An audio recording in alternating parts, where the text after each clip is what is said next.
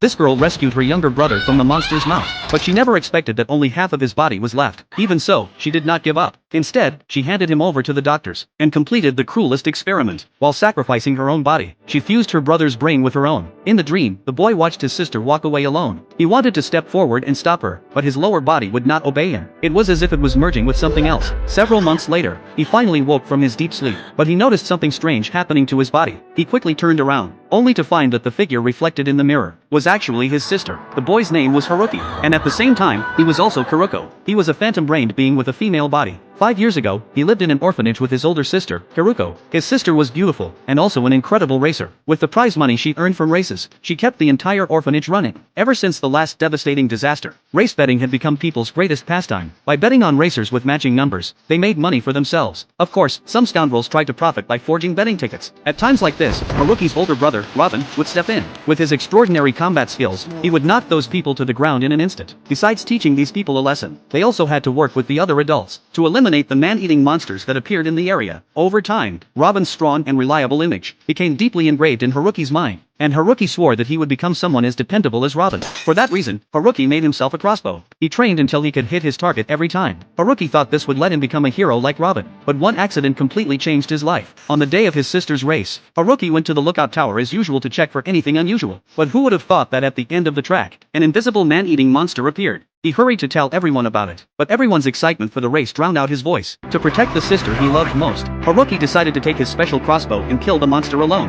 On the silent, ruined street, the invisible monster was slowly moving forward. Its massive body, Haruki found the right moment and fired a metal bolt, but the attack not only had no effect, it also alerted the monster. Haruki could only pick up a knife and fight the monster at close range. He thought he was about to succeed, but unexpectedly, his arm was gradually wrapped up by the monster's mouthparts. He struggled with all his strength to break free, but his other arm was also trapped inside.